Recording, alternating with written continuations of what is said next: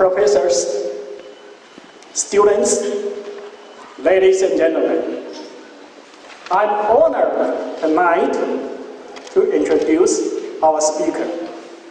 However, our speaker needs no introduction. He is one of the most successful business people in human history. He, along with his wife, is one of the most prolific philanthropists ever, and the head of one of the world-leading philanthropy and anthropologist organization. This is far from the first time for him to come to China and also our university. In fact, he has been coming here many times, and he and his wife's foundation is approaching the 10th anniversary in China. One of the things I admired the most was about he and his foundation's philosophy. Their commitment to provide solutions to the challenges in the world in a holistic way. In a sense, everyone, including the business as well as the government, social organizations, and an individual like you, can make a contribution to the solution of the problems in the world. And he recognized that market alone will not and cannot address all the issues. I share this belief. And as someone sitting in China at this pivotal and exciting moment in our history, I'm excited by the opportunity and the possibility to make a difference for our nation and for the world.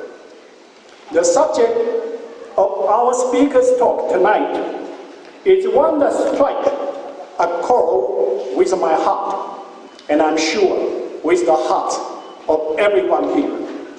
The title is Looking to the Future: Innovation, Philanthropy, and Global Leadership. And it's all about the role China is playing and can continue to play in making the world a better place for our own people and for those in other countries. I'm fascinated to hear the perspective of a man whom I admire. I'm proud to call him a friend of our university, and I'm honored to introduce you tonight, ladies and gentlemen, Mr. Bill Gates.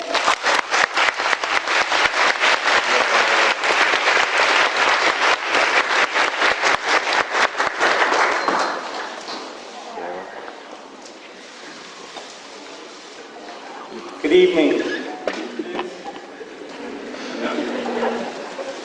Thank you, Professor Lin.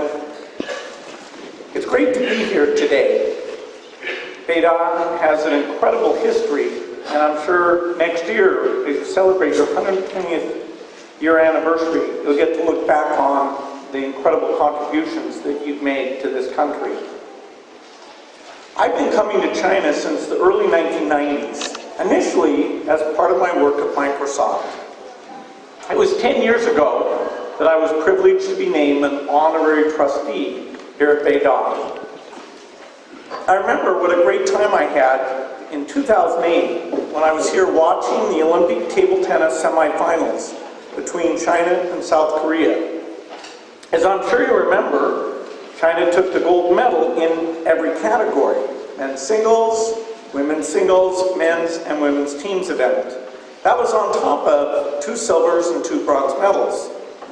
For someone who's a big table tennis fan, that was pretty incredible to witness. And it highlights, in one way, what incredible potential China has.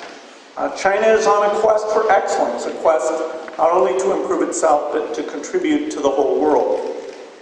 As China's economy is maturing, it's making bold and difficult decisions on things like energy and pollution. And it's assuming a greater role in critical issues like climate and development. And this matters now more than ever as the world is navigating a time of change and uncertainty. In some rich countries, there's skepticism about globalization. The results of the US presidential election and the Brexit vote in the UK both seem to underscore a rise of turning inward on issues like migration, security, and perhaps even global development. It's great to see China stepping up and to engage even more with other countries. It's greatly equipped to do so. No other country has accomplished what China has achieved in the last few decades, breaking the relentless cycle of poverty and disease for hundreds of millions of people while modernizing its economy at a scale and speed unprecedented in human history. Although no one's expecting China to fill a gap in development aid from wealthy countries, it has made a very smart commitment to triple its commitment to African development. China has long understood that helping other countries lift themselves out of poverty creates a stable and secure world for people everywhere. And by encouraging investment through innovative financing mechanisms like the China-Africa Development Fund, China is strengthening not only Africa's economic capacity, but also, over time, the markets for Chinese goods. It's great to see President Xi's commitment to eliminate extreme poverty here in China by 2020. China did a great job of lifting millions out of poverty, but progress has been uneven. 43 million people still live in extreme poverty. Our foundation looks forward to a new partnership with China that will focus on innovative ideas to bring this number down to zero, working on nutrition, healthcare in rural areas, and also finding ways to increase financial services for the poor. Of course, China is not only striving to reach new heights here at home, it's using its own experience fighting poverty and disease to help other countries tackle similar challenges. When I was in Beijing a few years ago, Vice Premier Wang Yong said something that stayed with me. He said, "Africa today is our yesterday. Now China is using the lessons it's learned to usher in a new tomorrow for Africa too." This is a pretty incredible time to be a young person in China. Your generation's entrance into the workforce will coincide with your country's rise as a center of global progress and innovation. The world's eyes are on China, and as a new generation comes of age, the world's eyes are specifically on all of you. So I want to spend the rest of my comments focusing on 4 areas where I think there are exciting opportunities to use your education, your passion, and opportunities to unlock more amazing progress for both China and the world. Specifically, health, agriculture, energy, and technology. First, health. When my wife Melinda and I started the Gates Foundation 17 years ago, we asked ourselves, how can we use our financial resources to make the biggest impact? It didn't take long to realize that improving health deserved to be at the top of the list. When people aren't healthy, they can't learn in school or be productive at work. They're unable to seize economic opportunities or do any of the things they need to lift themselves out of poverty.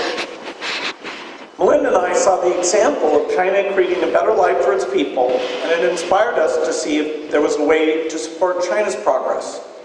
Over the last decade, our work here has focused on several of the most persistent domestic health challenges, specifically reducing the incidence of tuberculosis and tobacco-related diseases, preventing HIV transmission, and improving treatment and care for people living with AIDS. We're continuing to support progress in these areas, but our work in China is also evolving along with China's new priorities. For example, China has a great opportunity to be a global leader in health innovation. No one exemplifies the strong history here better than Professor Tu Youyou. As I'm sure most of you know, Professor Tu is a Beida graduate and the first woman in China to win a Nobel Prize. She was, of course, recognized for her discovery of artemisinin, the powerful medicine used to treat malaria. It was one of the most significant breakthroughs in tropical medicine in the 20th century, and it saved millions of lives. With its rich pool of talented scientists and its capacity to develop new drugs and vaccines, China was a clear choice for us to locate our new Global Health Drug Discovery Institute. This institute, a collaboration between our foundation, the Beijing government, and Tsinghua University, will help speed the discovery and development of new life-saving medicines. I had a chance earlier today to meet with some of the Chinese scientists who are driving cutting-edge research. For example, Dr. He Ruyi is the chief scientist at the Center for Drug Evaluation for the Chinese Food and Drug Administration. His work and the reforms being carried out by his agency will create an environment where innovation will thrive.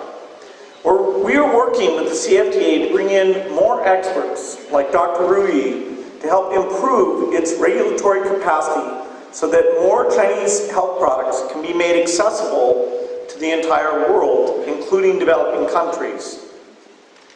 One area that China has an incredible chance to lead is both reducing the cases of malaria and eventually eradicating malaria.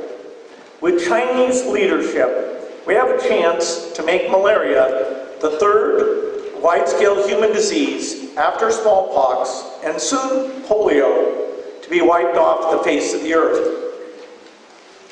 A little more than a century ago, malaria was the leading cause of death in nearly every country on earth. There's been great progress since then, and China is on track to eliminate malaria completely in the next few years. But more than 3.2 billion people around the world still live in areas where there's significant risk of malaria infection. To achieve the goal of global eradication, we need to build on Professor Tu's discovery of artemisinin and develop more powerful tools like a single-dose cure and better ways to block transmission of malaria from mosquitoes to humans. China has the potential to develop these new high-impact solutions at a very low cost that the developing world can afford.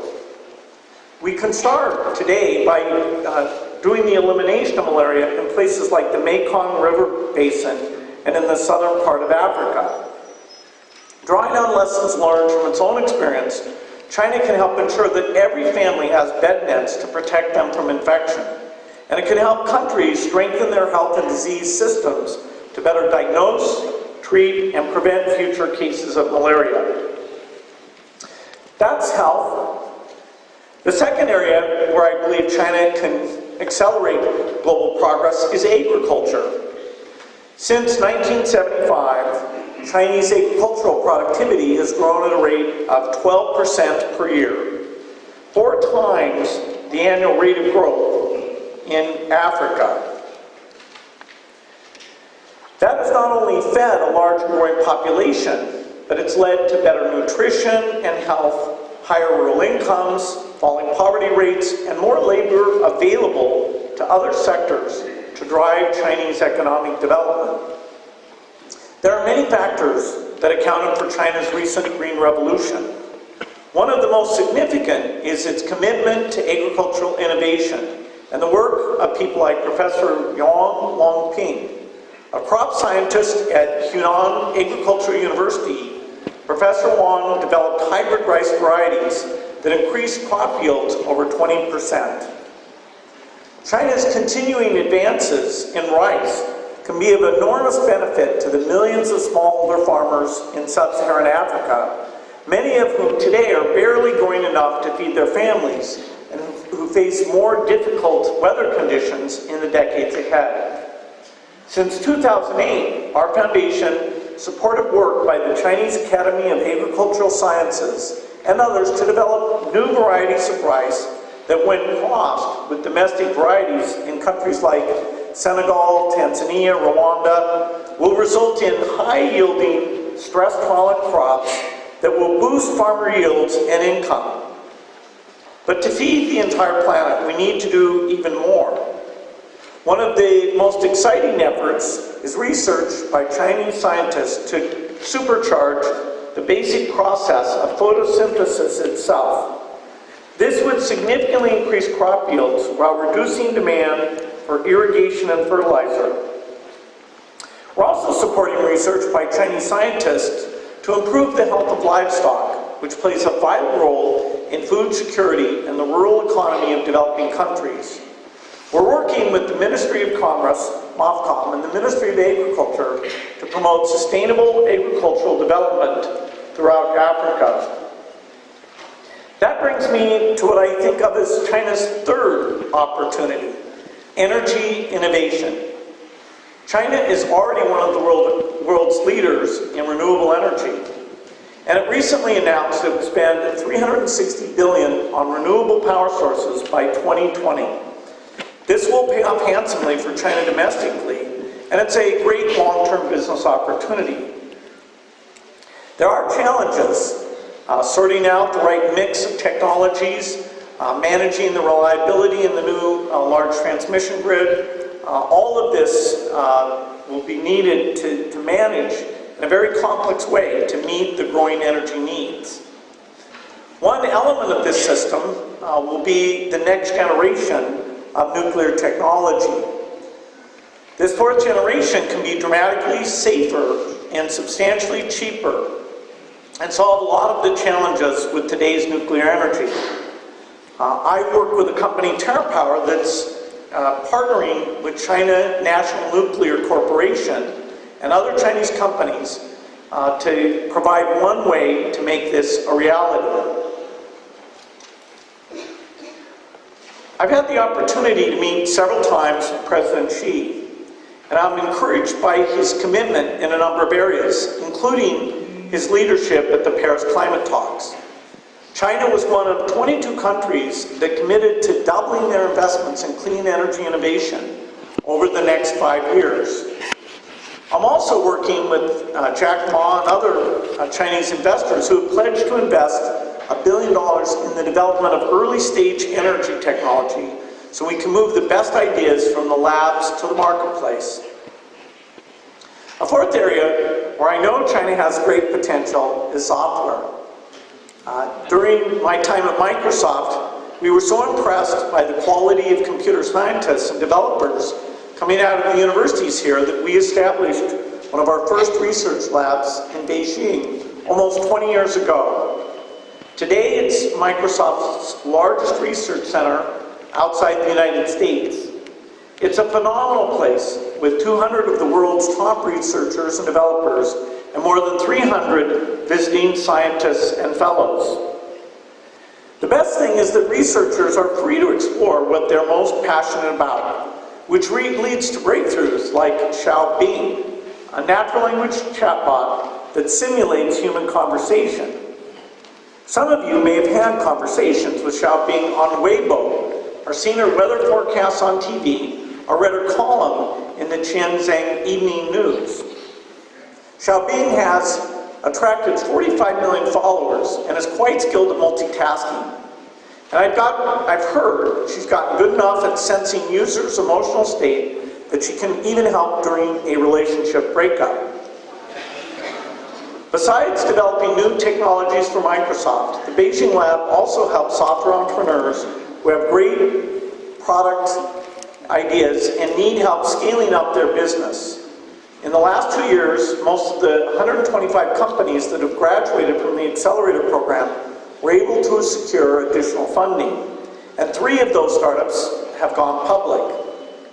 The Beijing lab supports up-and-coming software developers, We've also hired more than 5,000 interns here. You'll be happy to know that we've recruited more students in the last 3 years from Beida than from Tsinghua.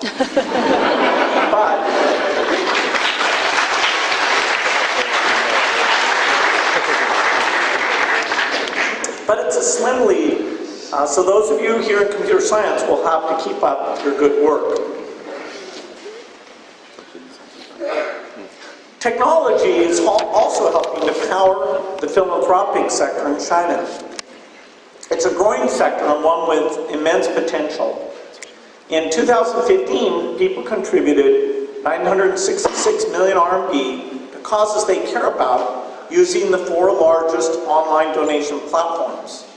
And the success of 9/9 Charity Day, started a few years ago by Tencent, shows what is possible when people have an easy way to get involved and give back.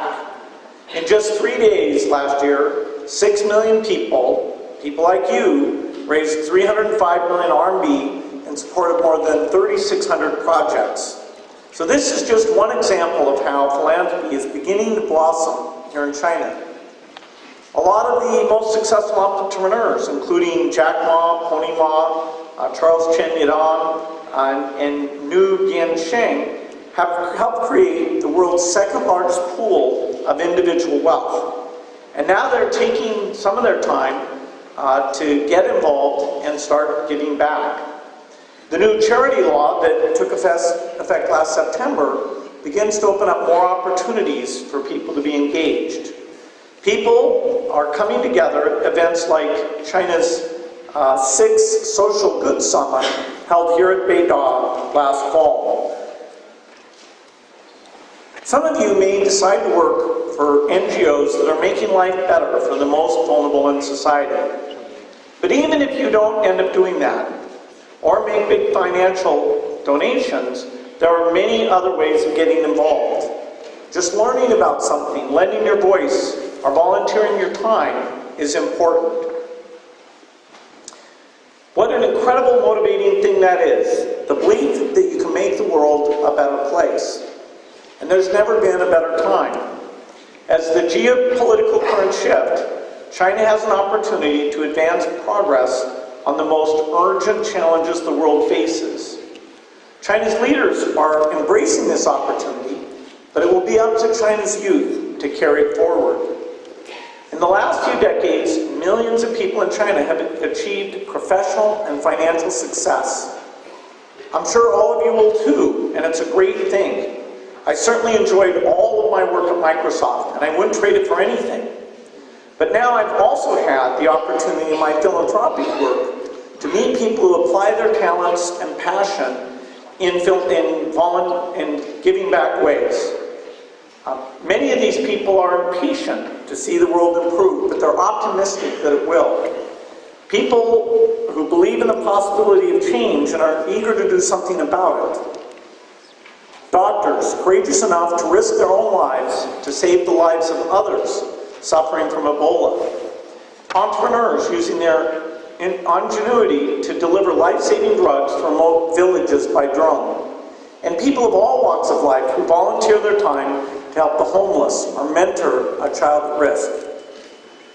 Maybe you're the person who wants to ensure that every child growing up in poverty has the nutrition they need to do their best in school. Maybe you want to develop the next vaccine that protects everyone from malaria. Maybe you want to design the battery that lights people's desks at night, or the mobile technology that will let people start new businesses. No matter what your ambition is to improve the world, this is the best time, the best place to do it, and all of you have a great opportunity. I look forward to seeing what you'll achieve. Thank you.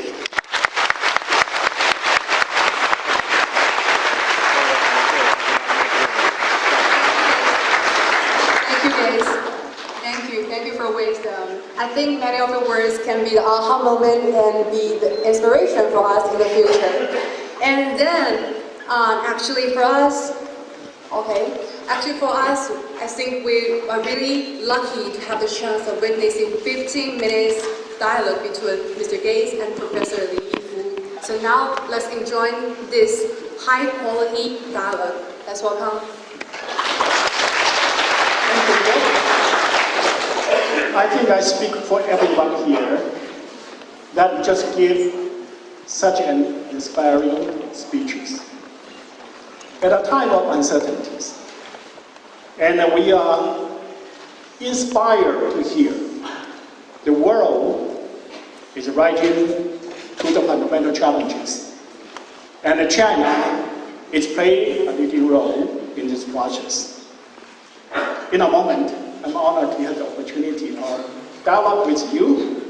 But before that, I wanted to say a few words on behalf of Professor Tu Youyou. You mentioned her name in your speech. And many people here certainly know Professor Tu. And in fact, she wanted to be here. Because of health reason, she's unable to come here. But he wrote a letter to you earlier this week. And I'd like to read a few extracts from her letters. The letter is addressed to you, and she writes, human beings are constantly faced with the threat of disease and other health challenges. My team and I are continuing our research into the function and new indications of artemisinin, as well as promoting the development and application of traditional Chinese medicine. We believe that China's innovation and a successful experience in malaria control can be applied to other developing countries to save more lives. You personally and the Gates Foundation have been focused on the prevention and control of critical infectious diseases, such as malaria, tuberculosis, that pose huge challenges to the lives and the health of the poor. I greatly admire your constant efforts and I share the belief you expressed in your 2017 annual letter. The future will surprise the pessimists. And here is the letter. Thank you.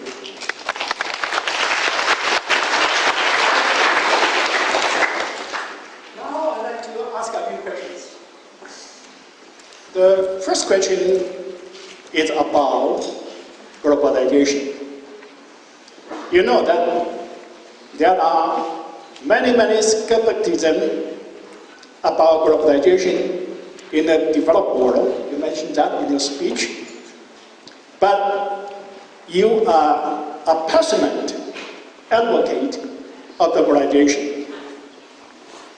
And this kind of skepticism is not only in the high-income country. Actually, a country like China also has this kind of skepticism.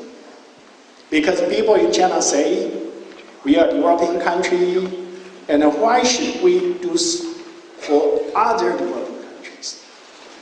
And so, what would your advice for people in China to cope with this kind of skepticism? Well,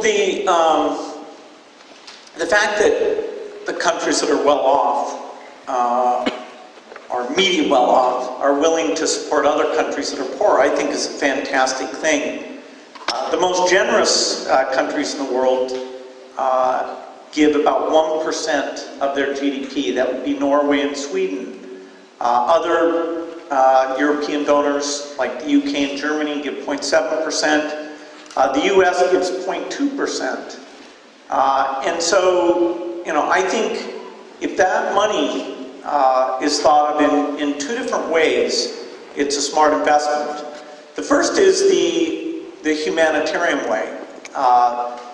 You can save lives for 1% as much as you would save lives for a rich country by helping out the poor country. And the type of neglected diseases or tough tropical diseases, including malaria, that you're able to prevent. You are really horrific. And I wish everybody could go and see the benefit of that aid, just in terms of helping avoid childhood death and improving people's lives.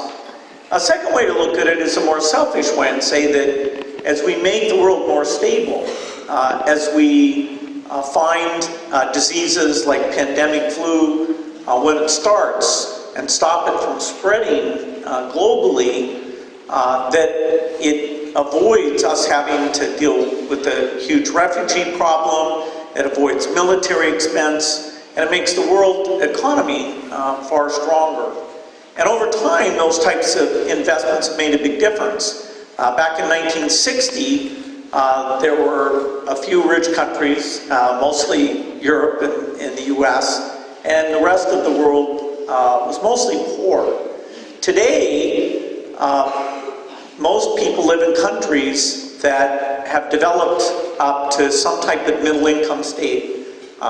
China is middle income. Even India is middle income. So those two alone are, just an incredible thing. But Indonesia, Brazil, and so now our aid is no longer focused on those countries. Now it's shifted to the poorest countries, and these countries are tough. I don't, want to understate that sometimes aid is purely palliative in nature. When you have a famine or terrible conditions in say, Central African Republic or Democratic Republic of Congo.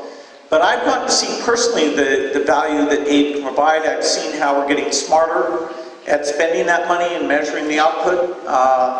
And that's why I personally feel good about taking not only my own money, but also Warren Buffett's money that he's provided to our foundation, and being able to feel like, yes, this is a smart way for that money to be used. But why China should? We have so many problems at home. We have so many poor people, and a problem to address in China. It's true. The extreme poverty is here is not at zero, and I think it's great that the president is encouraging lots of institutions, including all the parts of the government. It's because of his request that our foundation is going to work in that area. But China, even when it was very poor, actually had solidarity with countries in Africa and helped out. Actually, in the 1960s and 70s, it was already doing that. Now that the economy is stronger and you've achieved this middle-income status, it's still less than 1% of the economy that ends up to help out those countries. And I do think there are some benefits that flow back. The One Belt, One Road initiative, which has got enthusiastic participation, is an investment in the future. And I don't think a country should just turn inward. I think that's even dangerous. So, I think China is setting a good example at this stage in terms of this reaching out and being able to have very tough projects according to the priorities of these countries. I understand that your foundation is launching a new program to help the last miles of poverty alleviation in China. Why should you do that? Because China does not have enough money, or China does not have the experiences. So what's your rationale for helping China? Well, the particular priorities we've chosen, the first is to look at actually documenting how China's done so well at this poverty reduction. And I do think the way that we'll write it up and make it available will get some additional attention to this success story, and probably gain some more insights into what's worked well and why this last part is so difficult. There's a number of countries in a position like China. Over the next 10 or 15 years, India will get it to the same position, and so understanding that last mile is something that's broadly applicable. We'll also bring to bear our understanding of nutrition and primary health care. Those are two very deep areas for us. And as we look at particularly the western parts of China, there's a lot that can be done. Nutrition is a serious problem, and the low-cost primary health is a problem. And as we do that, I hope we develop models that work in other countries.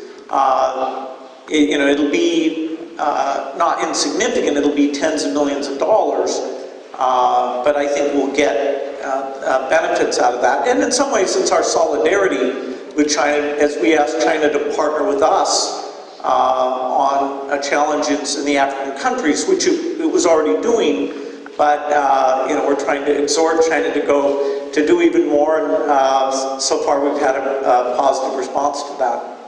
So it means that although we were successful in many ways, but everyone can learn something from the other people. Absolutely. And Gates Foundation can be the bridge to bring experiences from other countries to fill the last miles of this poverty alleviation. You are rich people, so give a lot of money to other people. And we also have many rich people in China, but as you observe, they do not do as much in philanthropy as you are doing. Not yet. And what are the reasons you find out? Well, they learn from you, and what you will encourage them to do. Well, I didn't really get serious about philanthropy until I was in my 50s. I always knew that it made sense.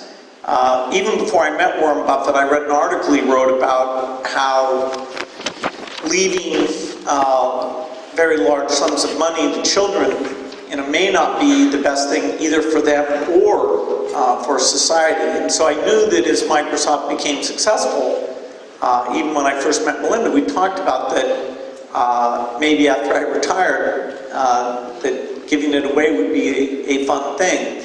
I actually got started in the year 2000, so actually I was 45 then, and then I became full-time when I was 53. So I do think people should start earlier than I did. People like Mark Zuckerberg, Facebook are giving at a much younger age than I did. And I do think in China, the tech sector, the leaders there will be particularly good philanthropists, but not just the tech sector. I've met, here in China, people from real estate, manufacturing, financial sector, quite a few sectors. In fact, I just had dinner with Chinese philanthropists. And so, like many things in China, I think it will grow quite rapidly.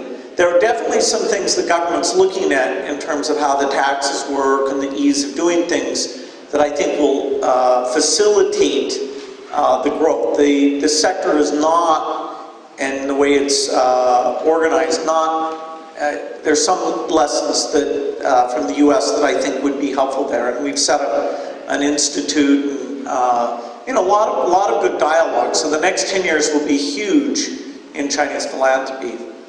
So you can be a good model for them, right? Well, they'll do it their own way. If I'm some encouragement, that's a good thing. But they'll do it a different way. And China's different, they're different. But it'll be a fantastic thing. Very good. You talk about the challenges in the world, but we know in the human history, we always have many challenges. But at the same time, in the human history, we always observe some surprise, some wonders. So if you want to make a prediction, what kind of surprise we are likely to have in health, in development in the coming years? Well, my favorite book that goes over the historic trends is called The Better Angels of Our Nature by Steven Pinker. I hope there's a Chinese translation. I'll bet there is, because it's a very profound book. And it talks about how the paradox that, in fact, violence has gone down, but when you ask people whether violence has gone down, they don't think it has, because our tolerance for violence has gone down even faster than violence has. So even things like spanking children is now considered very unusual and not sort of the mainstream approach. As we look into the future, though, I see some incredible positive things. a vaccine for HIV, malaria, dealing with chronic diseases like Alzheimer's and diabetes. The magic of science, which just today at lunch with a lot of Chinese scientists, I got to hear about what they're doing, what they're excited about. It's really world-class stuff. Many of them who came back from other countries to come here and create a critical mass of incredible institutions. So, I think health will improve dramatically. The impact of artificial intelligence is one thing that, fascinates me. I think everybody's thinking about that. It will, in a sense, take us from a world of shortage, where everything today is about limited resources. Many of those limits will go away. We'll have to reconceive how we think about time and meaning because of that advance. Very good. So always we can be optimistic about the surprise in the future. In your speech, very inspiring speech, you highlight 4 areas of innovation, including health, agriculture, energy, digital technology, that China may map to the global progress. And we have many students here in those areas. And after your speech, I'm sure they'll be inspired and in their future career and to make a contribution to the world. But Peking University is a comprehensive university. We have many students in humanity and social sciences. And what kind of advice would you give them so they can make a similar important contribution to the progress of the world? Well, certainly, although I come from the science and mathematics side, the artistic capability, the ability to write, the ability to ask questions about the choices we're making and how we're changing as a society. The humanities are incredibly important. I had a choice to go to MIT or Harvard. I actually chose to go to Harvard. I don't know if that was a good decision or not, but it's sort of like a Beta equivalent in the United States. I didn't graduate, so I got too busy writing software. And so whether it's the people who are in the sciences being exposed to those other skills, or the people who have those skills in a deep way, that's very important. My son wants to work on public policy, and I think we need very smart people working on public policy. Making government work well and deal with these new challenges is right up there in importance with actually the scientific breakthroughs. You mentioned that you went to Beta of the US, that's Harvard. But we understand that you dropped out quickly. No, not quickly. It took me several years to drop out. I was very slow at that. And so, why did you drop out? Do you regret that you dropped out? And if some of our students at the Beta today, they want to drop out, well, for me, there was nothing more leisurely than being at the university. I enjoyed the classes, hanging out, talking. My parents were generous enough that they were funding the tuition. But when I saw the microprocessor, the chip, the computer on a chip, that was capable of running complex software, that had been something I'd been dreaming about, talking with my friend Paul Allen about. And so I wanted to be the first to create a company and write that software. So, as soon as we saw that, we, grabbed onto it, and that became literally our obsession for more than 10 years after that. So there was no way I was going to stay and let someone else write software before us. Now, I probably could have stayed in school another year or two, and Microsoft would have been successful, but it felt then like I needed to get going that very day. So you mean that when you see an opportunity, right up to that opportunity and devote yourself wholeheartedly to make that opportunity realized. Yeah, if you really feel you have a calling for it, you enjoy it. I was fanatical about writing software. I was lucky enough at age 13 to first do some programming, and it was just a very fun thing. And this idea that it would become a tool where everybody had software working on their behalf.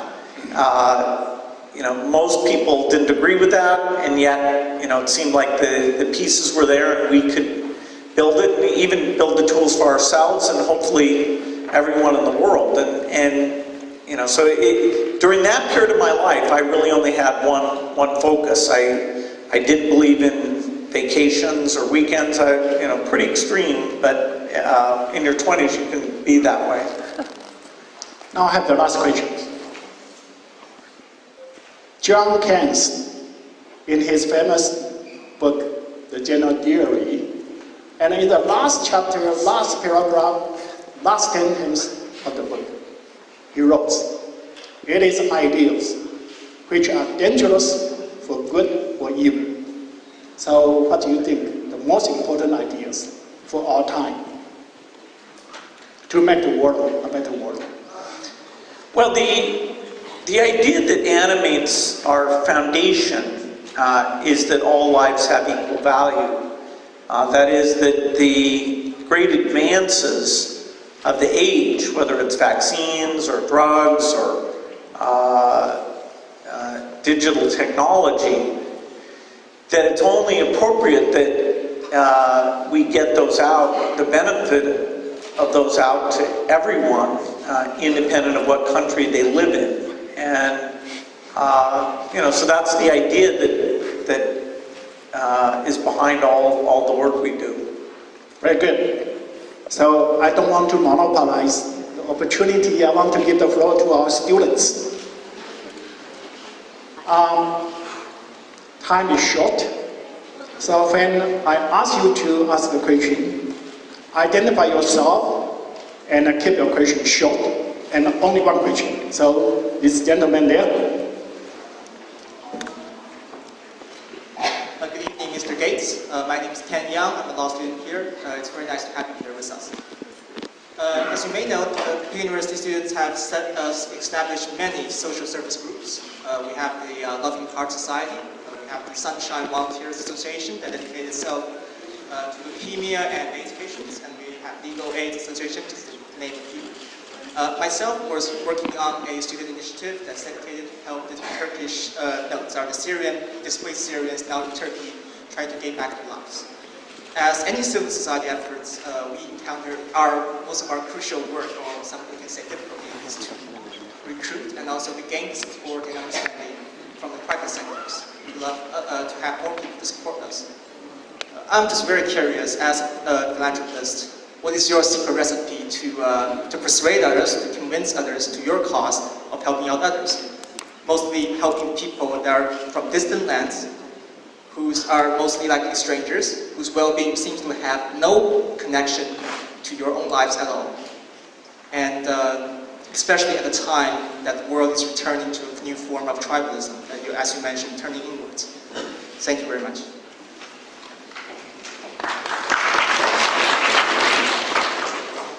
Well, the cause of helping the refugees from the Syrian conflict, so many of which are right there in the region, in Turkey, as you said, Lebanon, Jordan, over half are just in those three countries. And the refugee burden is a meaningful percentage of the population in those countries. And so they're, whether it's food or education, there's huge challenges. And the good news is there's a number of NGOs working in that area where if you can get resources to them, they'll make sure that it's well spent. So, it really is a thing of great impact. It's hard to say how people pick which causes they believe in. And I wouldn't suggest that it's scientific, that you really consider the symphony and the arts and, blind people and handicapped people and malaria and, rank order them. Rather, I'd say that you find one of those that intrigues you, and hopefully you dive into it and learn a lot about it, and really see the face of it. And it's a real gift to be able to draw other people in. Our foundation doesn't raise money. We encourage others to give, but directly we're not raising money.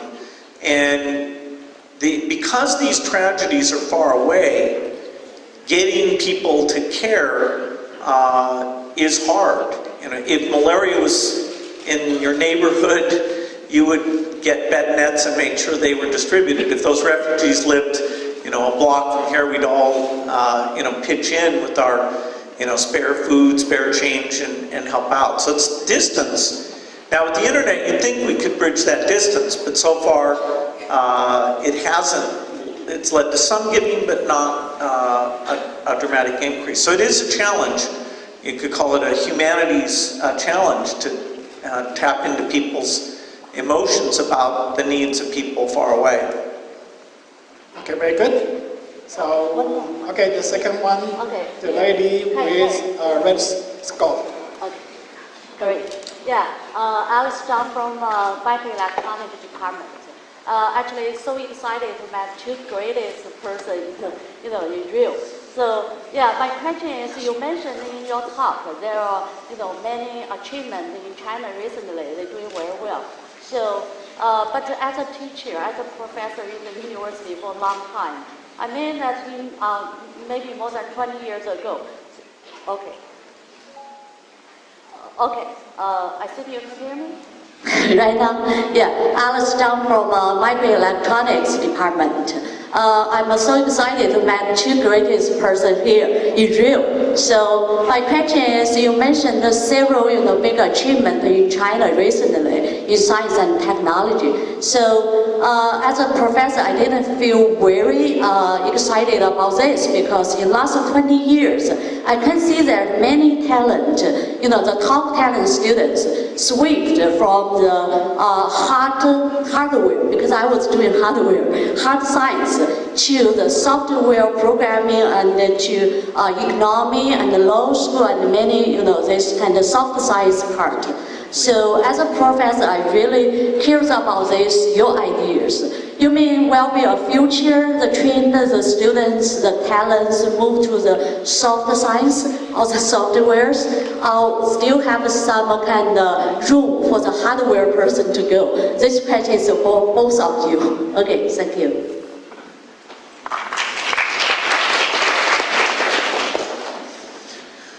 Well, there's still an incredible need for what you'd call hardware innovation. The energy space, whether it's storage, nuclear, solar, all of those things are incredibly, hardware intensive type things. I don't know where you put drug discovery, hardware, software. It's an interesting mix. The genetic information, the modeling, and all those things, but it's a physical mechanism and physical shapes that we need to understand better. I'd say it's great that there's lots of students going into biology, there's lots of students going into software. Software is a very important growing field, and that's where a lot of these AI breakthroughs will come. But we still need lots of people working in hardware.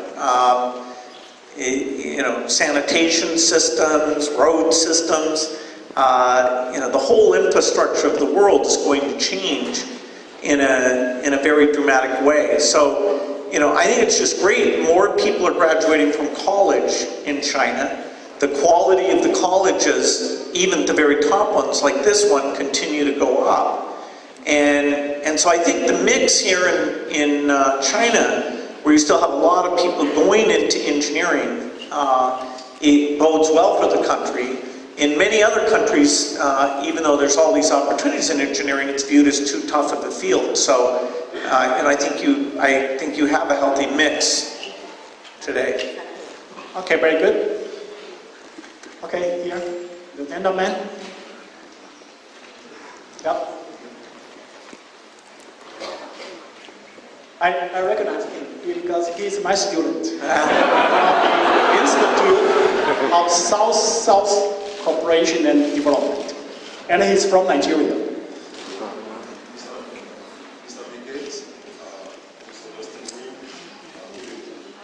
You may put your microphone close. Okay. My name is Kola Omode. I'm from Nigeria, and I'm a master's student of the Peking University Institute of South-South Cooperation and Development. Actually, I am special assistant to Nigeria Vice President, and I'm a member of the media team of the Vice President. And last year, when you came to visit my boss, I met you for the first time. So I'm very delighted to see you again. So my question is, the United Nations Millennium Development Goals has come to an end, and some countries were able to achieve some of its targets, like polio eradication. So right now we have the United Nations Sustainable Development Goals, which aims to end poverty, hunger, and reduce income inequality. So in a world that, I would like to get your thoughts about how you think this can be achieved in a world that has been revolutionized by internet, digitization, and automation. Thank you very much. Yeah, so the Sustainable Development Goals run starting in 2015, and it's a very ambitious set of goals. The Millennium Development Goals was really more focused, but because they got a lot of attention and there was a lot of success there, people decided to broaden them out. So things like climate change were not in the original set, and it's a very comprehensive thing. I do think we'll make a lot of progress on those goals. They are stated so aggressively that we won't literally achieve all of those goals, but they are the right roadmap of how we're working together, how we're setting priorities. For example, gender equality is discussed at great length in those goals. The environmental issues, including climate change, are discussed in those goals. Nigeria is a great example of a country that we need to help be successful. It has to do a lot for itself, and we need to help Nigeria because it's such an important country, and yet lots of challenges with Boko Haram and price of oil and things like that. I go to Nigeria at least once a year because of the work the foundation is doing there, and I see a lot to be hopeful about. But I'm always amazed. It's a complex place, and some days I think, wow, how in the north the population growth and everything, it's going to be a challenge to really get the level of health and stability that we want. Population growth in many parts of Africa is still very high, and that makes everything, feeding and educating people, far more difficult. But we will reach most of those goals. This time we won't, in terms of poverty reduction, we had a lot of help from China last time. Not just China, but China was a huge part of it. And so it will be tougher this time. But then we always have new technology, like the cell phone, letting people do banking on the cell phone, or using the cell phone to track, or is the government doing its job, and really have more feedback for the government. And so, thank goodness for innovation. If we didn't have that, wouldn't take place, and people are often underestimating how innovation will help us get there. Okay. So, okay, this gentleman with a jacket P. Jacket P. Good evening, Mr. Bill Gates. I'm Jiang Zhu, a senior student at the School of Foreign Languages. So you are one of the wealthiest as well as the most generous people in the world. So what is your view of wealth? Is it established at the very beginning at a young age, or is it developed through different phases of your life? Thank you.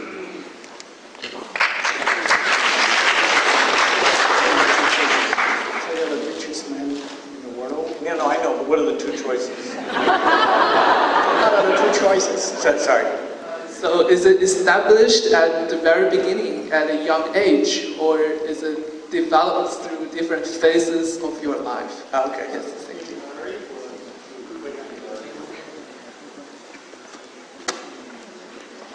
No, is it? You know, you are the richest man, and you can start to give the, you know, the grant and the philanthropy to other people in the early stage, or you wait until you fully develop? Well, you know, my friend Warren Buffett, he waited. He felt that his rate of return was extremely high, and so he got some criticism. He waited, in his case, until his 60s when he was giving away. And actually, his theory was that he would accumulate all the money, and then his wife would give it away. And tragically, his wife passed away, and that's when he said that his next best plan would be to ask me to give it away, which was a very nice thing. So exactly when in your life you do the giving, I think, is a bit personal. The sooner the better. You know, you don't want to be senile while you're doing it. You may not do your best work. And there's even a question, some people establish a foundation that's giving after they're gone.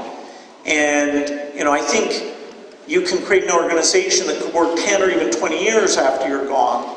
But then, if you try to do something in perpetuity, although, you know, people have done that, I think it often gets very defocused, and it's very hard to have the kind of excellence that you might have when you're there. And of course, there'll be rich people in the future. So I don't believe in foundations that last forever.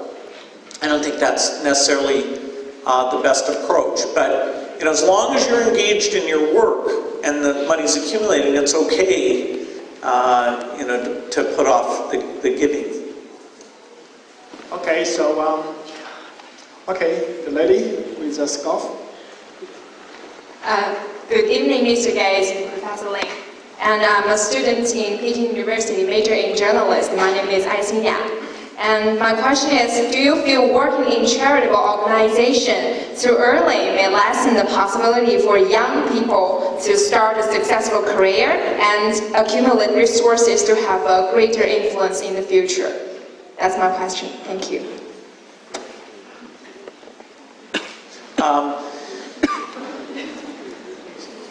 The question is about? I understand exactly. Okay. My question is, do you feel working in a charitable organization too early may lessen the young people's possibility to have a successful career in the future and may accumulate more resources to have a greater influence in charity? Okay. Yeah. You know, for some people when they're young, you know, they don't have a family yet, and so, you know, if you're going to go, say, off to Africa and really help out there, for a lot of people, their 20s would be a great time to do that. And it really depends on what the calling you feel is. If you're, you know, if you've already got your career and you're on that career track, then maybe you won't get that opportunity.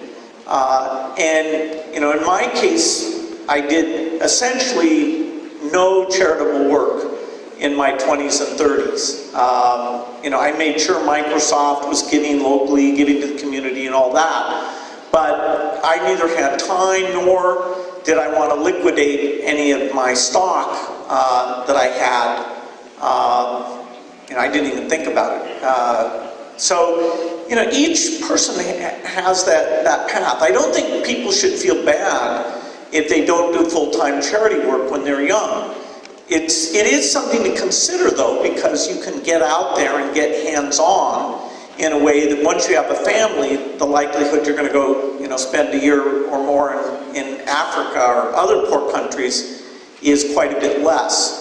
There are some professions, like being a doctor, that sort of naturally lend themselves to getting engaged, you know, going out and helping in the poorest areas. Well, I can see there are still many hands, and they have questions to ask. But like every event, time is limited. So I have to say, now we come to the end. And today, I think we hear a very inspiring speech. And also, we got wisdom from Mr. Gates in his interaction with myself and with the student here. You know, in our lifetime, there's some moment we always remember. And tonight, I'm sure for everyone here, it is a moment that we'll remember. Because you are such a good role model for all of us. So let's give Mr. Gates a big hand.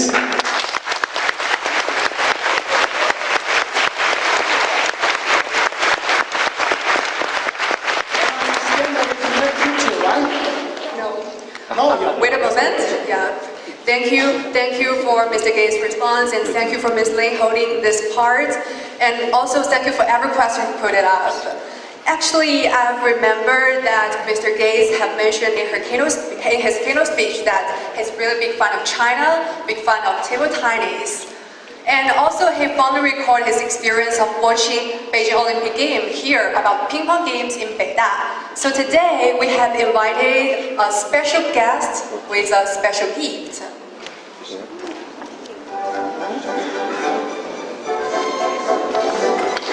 It's Liu Wei, our professor in Beida. Also, she has won 7 times the world champion in ping pong. Yeah.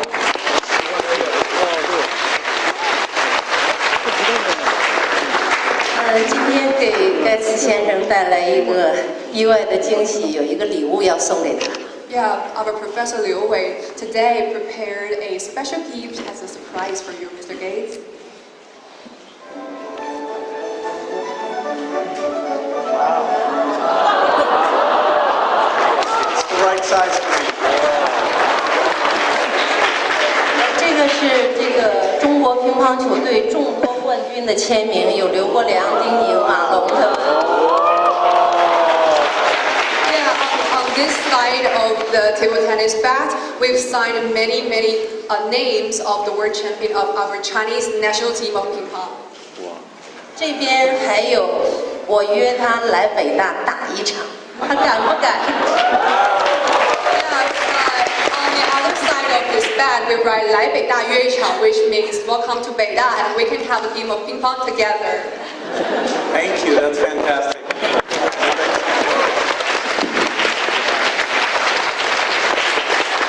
Yeah, we read about this bat because we really want to invite Mr. Gates to come to Beida soon to have the Gate to Success 3.0, and we can have that time a table tennis game in the gymnasium of Peking University. Thank you.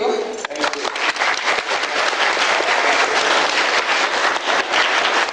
And now I would like to express the last round of my appreciation on behalf of Peking University for the wisdom and time of Mr. Gates. And I invite everyone to give the last big round of applause to Mr. Gates.